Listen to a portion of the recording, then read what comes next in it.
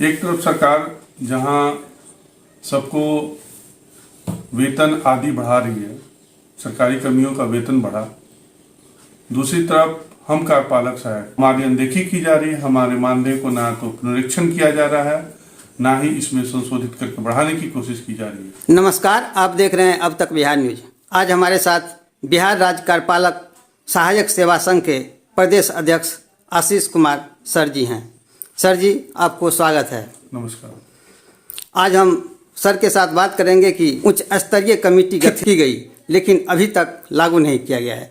इस पर हम सर से विशेष चर्चा करेंगे, लेकिन इससे पहले दर्शकों, यदि आप अब तक बिहार न्यूज पर पहली बार आए हैं तो चैनल को सब्सक्राइब कर लेंगे, बेल बटन दबा लेंगे और वीडियो को अधिक से अधिक लोगों तक शेयर करेंगे। अब हम चलते हैं सर के पास। सर, उच्च स्तरीय कमेटी गठित की गई थी बिहार सरकार की ओर से, लेकिन अभी तक लागू नहीं किया गया है। इसकी वजह क्या है? यदि उच्च स्तरीय कमेटी गठित हो जाती है तो इससे आप लोगों को क्या फ़ायदा होगा? यहाँ बताना चाहेंगे कि 2015 में विभिन्न संगठनों के आंदोलन के दबाव में आकर सरकार द्वारा उच्च स्तरीय समिति की गठन की गई थी। गठन के पश्चात लगभग पिछले कई वर्षों तक इसे अनुशंसा के दायरे में रखा गया और 2018 में इसका अनुशंसा भी की गई। अनुशंसा के बहुत पार्टों को विभिन्न संगठनों पर लागू किया गया, कुछ पार्टों को नहीं लागू किया, यानी कह सकते हैं कि पूर्णतः इसे लागू नहीं किया गया है। अब हम अपने विभाग की बात करें, कार्यपालक सहायक के बारे में बात करें तो बिहार प्रशासनिक सुधार मिशन द्वारा उच्च स्तरीय समिति के आलोक में कई ऐसी सुविधाएं हैं जो कि कार्यपालक सहायकों को मिलना चाहिए, वो नहीं दी जा रही है। जैसे समायोजन की प्रक्रिया, ये अभी तक लंबित है। समायोजन इसमें ये होगा कि कार्यपालक सहायक जो विभिन्न विभागों द्वारा हटाए जाते हैं या जिला को वापस किया जाता है, उनका पुनः किसी दूसरे विभागों में समायोजन किया जाएगा, जिससे कि उनकी सेवा कंटिन्यू बनी रहेगी और अगले 60 वर्षों तक वो कार्य करते रहेंगे। ये एक बहुत बड़ी फायदा है जिसको कि कार्यपालक सहायकों के लिए या संविदा कर्मियों के लिए 60 वर्षों तक सेवा करने का आधार बना है। दूसरा, उच्च स्तरीय समिति में सेवा पुस्तिका खोलने की बात की गई है, जो अब तक नहीं खोला गया है।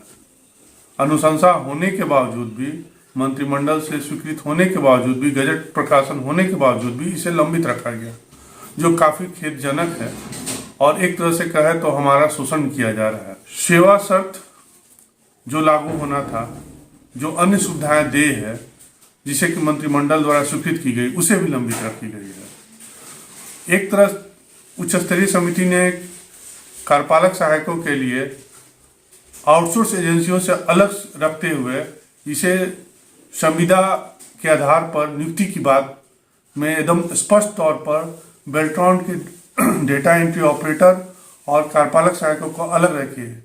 लेकिन इसके इतर बिहार प्रशासनिक सुधार मिशन कार्यपालक सहायकों की हितों की अनदेखी कर रही है, साथ ही उनके साथ छेड़छाड़ भी कर रही है। आपको बता दें, पिछले दिनों स्वास्थ्य विभाग से कार्यपालक सहायकों को हटा दिया गया। यहाँ ये एक इम्पॉर्टेंट चीज है कि सरकार ने उच्च स्तरीय समिति में यह अनुशंसा कर रखी है कि सेवा काल 60 वर्षों तक या फिर योजना परियोजना जो पहले बंद हो उसके बाद ही कार्यपालक सहायकों को वहां से हटा के दूसरे जगह समायोजन किया जाएगा। लेकिन इसके इतर स्वास्थ्य विभाग में जो है कार्यपालक सहायकों को जो हटाया गया, उसमें ना तो उन कार्यपालकों सहायकों का उम्र 60 वर्ष हुआ है और ना ही वो सेवा परियोजना ही बंद की गई है, बल्कि उनको हटा दिया गया है, जिला को वापस कर दिया गया। इस संबंध में जब बीपीएसएम से बात की गई कि अब कार्यपालक सहायकों की नियुक्ति बेल्ट्रॉन के माध्यम से की जाएगी, जबकि उच्च स्तरीय समिति के अनुशंसा में यह स्पष्ट किया गया है कि बेल्ट्रॉन का कार्य क्षेत्र और बिहार प्रशासनिक सुधार मिशन की दोनों कार्य क्षेत्र और कर्मियों की जो सेवा है वो अलग अलग है और अलग अलग व्यवस्था के तहत रखी गई।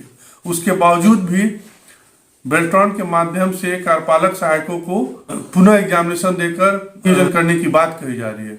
और इसमें सबसे बड़ी खासियत की बात है, ये पुनर्नियोजन कैसे की जा रही है।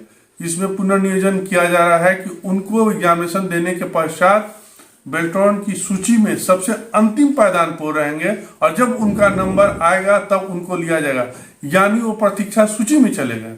तो क्या मतलब बनता है पुनर्नियोजन का? अगर 10 साल कोई लड़का सर्विस कर लेता है, सेवा देता है और उसको पुनर्नियोजन के लिए प्रतीक्षा सूची में डाल देते हैं, तो फिर तो ये पुनर्नियोजन नहीं हुआ, हमारे हकों की हकमारी की जा रही है। इसका संगठन भी विरोध करते रहा है। सेवा पुस्तिका 2018 में इसकी अनुशंसाओं की घोषणा की गई, मुख्यमंत्री द्वारा की गई थी 15 अगस्त को गांधी मैदान से। उसके बावजूद भी आज 2021 तक सेवा पुस्तिका का कहीं कोई नामो निशान नहीं है, जबकि सेवा पुस्तिका खुल जानी चाहिए थी। सर, स्वास्थ्य विभाग से कार्यपालक सहायकों को हटा दिया गया है, इसके विरुद्ध में आप लोग क्या रणनीति बनाए हैं? हमारे द्वारा कई पत्रचार किए गए हैं और पत्रचार के आलोक में साथ में वार्ता भी की गई थी। उस वार्ता में भी कहा गया था कि कार्यपालक आपको पुनर्नियोजन संबंधी और स्वास्थ्य विभाग में हुए घटनाओं को ध्यान में रखते हुए इस पर हम जांच करवाते हैं और आपकी सेवा को पुनः वापस करने की भी कोशिश की जाएगी। लेकिन इन आश्वासन के बावजूद भी अभी तक इस पर कोई कार्रवाई नहीं की गई, बल्कि लड़के करीब 200 के आसपास लड़के को पुनः बेरोजगार कर दिया गया, और वो भी ऐसे समय में जब उनकी आयु सीमा भी पार कर चुकी है किसी अन्य सेवाओं के लिए। हमारी बातों पर सरकार ध्यान नहीं देती है तो हम पुनः एक बार आंदोलन करने के लिए बाध्य होंगे। सर, कार्यपालक सहायकों को अंतरण कर दिया जाता है, इसके एवज में उनको भत्ता मिलता है क्या?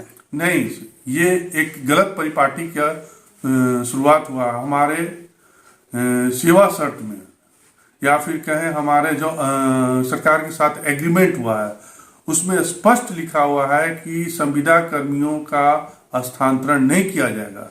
इसके बावजूद विभिन्न विभागों में एक जिला से दूसरे जिला में भी ट्रांसफर किया गया, और ये संघ ने इसका विरोध भी किया और पत्र भी दिया, जिसके एवज में गोपालगंज में कुछ मूलभूत सुधार भी किए गए। लेकिन उसके बावजूद भी ये निरंतर जारी है।